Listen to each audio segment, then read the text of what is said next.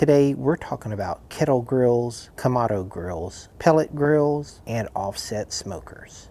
I'm going to tell you, if I could only buy one, which one would it be? And since I have all four, which one would I actually keep? I'll be basing that decision on these 8 bullet points. I'm Johnny. This is View to a Grill. First, let's talk about affordability.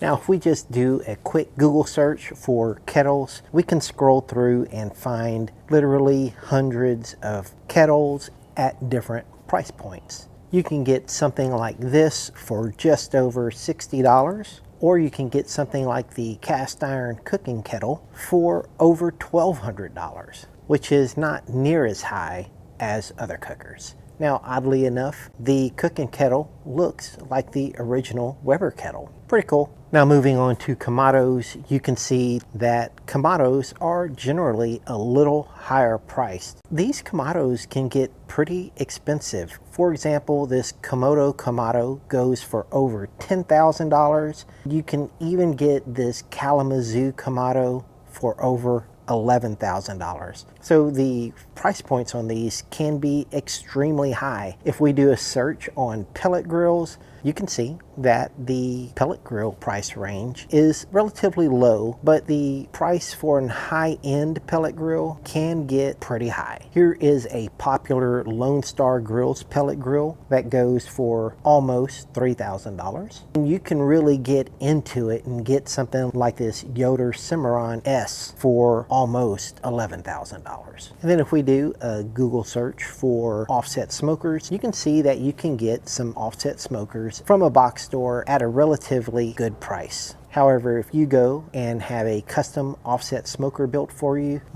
well, the sky's the limit. I'll be rating all 4 of these cookers on a 4-point scale, 4 being the best and 1 being the worst. All of my scores are my own thoughts, and I've given the kettle the highest score of 4, Kamado 2, pellet 3, and offset 1. Now that we've talked about affordability, let's talk about portability.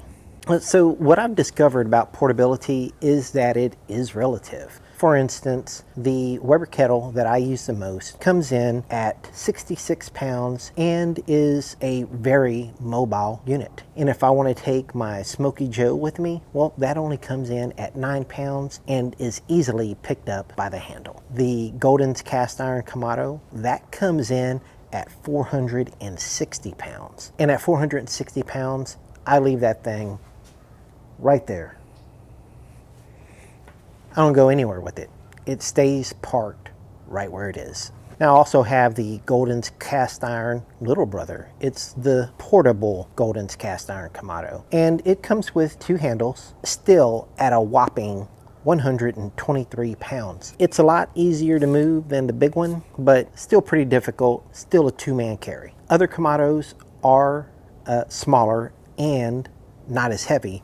The Big Green Egg Mini Max still comes in at 76 pounds, and then the Kamado Joe Jr. still comes in at 78 pounds. And then we have pellet grills. My Z Grills comes in at 168 pounds, and it's kind of awkward to move. I don't see myself picking this up by myself and throwing it on the back of the truck. Pellet grill companies are making their pellet grills smaller. For instance, the Cruiser 200A comes in at 51 pounds. Now, the only thing that makes this grill not portable, in my opinion, is that you need a power source. Taking it camping or to the beach without a power source diminishes its portability. Some pellet grill companies are coming out with battery-powered portable pellet grills, such as the Halo Prime 300 countertop pellet grill. Now, as far as your backyard offset smokers go, well, mine's not going anywhere because it has been installed in the ground. Even if you were to get a box store offset smoker like the Highland offset smoker, it still comes in at 178 pounds, not making it very portable. I'm going to score the kettle at 4, Kamado at 3, pellet at 2, offset at 1. And now we can move on to accessories. As far as accessories go, kettles clearly stand out as having the most accessories. Just take a look at the Weber website. And you'll also find off-brand accessories throughout Amazon. Kamado grills, they have really been striving to give you more accessories here lately. You can find accessories for your Kamado Joe or your Big Green Egg. Now, accessories for your pellet grill, I mean, there are some companies put out things like pizza ovens and griddle attachments. And then in the spring, Weber will be coming out with their new Searwood, which is reportedly going to have a lot of new accessories that go with it, such as a rotisserie. And then accessories for offset smokers, well, there just really aren't that many. So my score for accessories would be kettle 4, Kamado 3, pellet 2, offset 1.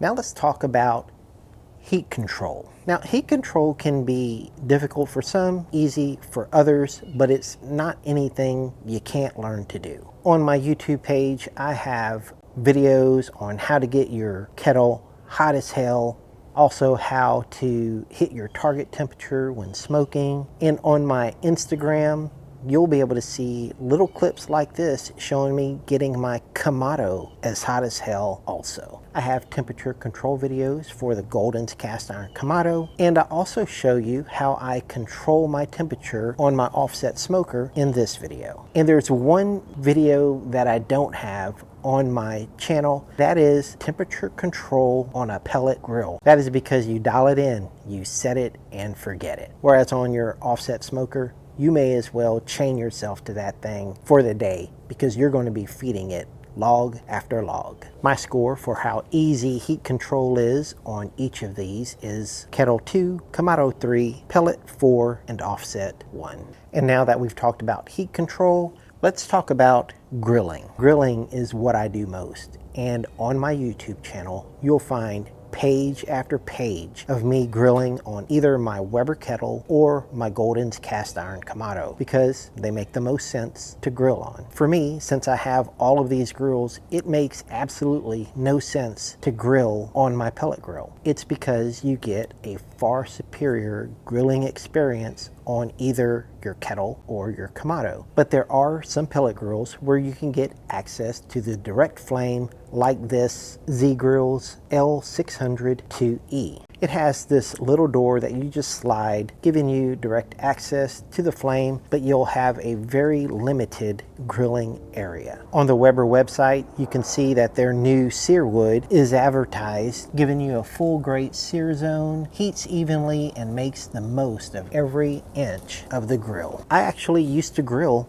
on my offset smoker. Here are my grates where I would normally set ribs or chicken or briskets. I had my dad make another grate for me that is just slightly smaller than the top grates. I could then get this grate under where the top grates would be, closer to the direct flame, and that would allow me to grill on my offset smoker. The reason why all of that paint has peeled off is because I used to set the coals right over that and it's burned the paint off. For all of those reasons is why I scored the kettle 4, Kamado 3, pellet 1, and offset 2. And now let's move on to smoking. You can see here by this graph that I can achieve a pretty even temperature on the Weber kettle. And for long cooks such as a brisket, your results on a kettle can be quite impressive. The Kamado, however, is extremely impressive for smoking. Kamado was set and forget before pellet grills. And here's an example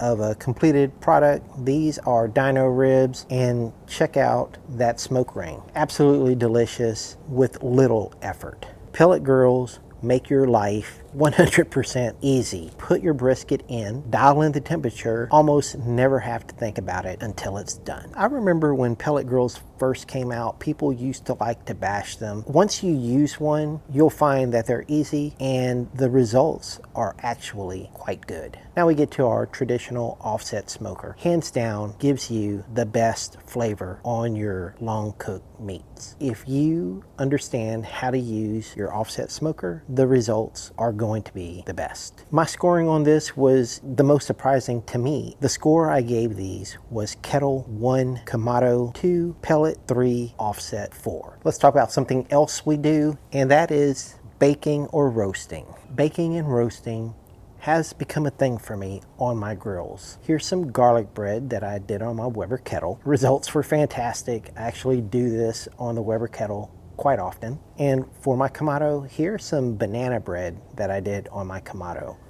Fantastic results. And I don't even feel right explaining the pellet grill as far as baking and roasting, because your pellet grill literally is known as an outdoor oven. And then the offset smoker is nothing that I really have ever considered baking or roasting in. And then my scoring for baking and roasting, I gave the kettle 2, Kamado 3, pellet 4, offset 1. And finally, a general category, versatility. For versatility, what else can you do besides what your product was designed to do? For the Weber kettle, you can convert your Weber kettle grill into a smoker. You can also turn it into a pizza oven using the kettle pizza insert.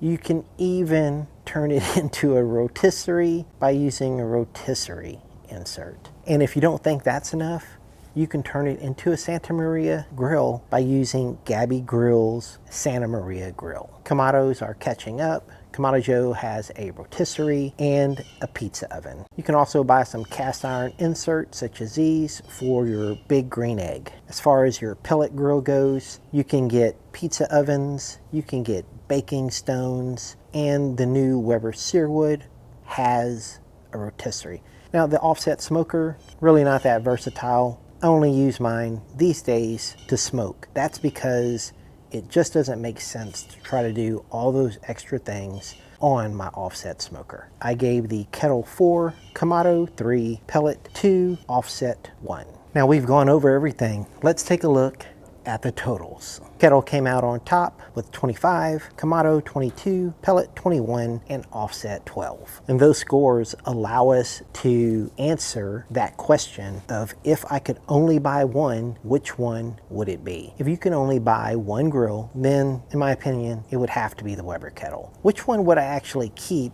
if I could only keep one? Well, if that was the case, I would have to keep my Golden's cast iron Kamado. And that decision is purely made on how much I enjoy using it. Now, if you haven't already subscribed to the channel, subscribe to the channel. You're not going to want to miss anything. Thank you for watching A View to a Grill. I'll see you guys next time. Take care, y'all.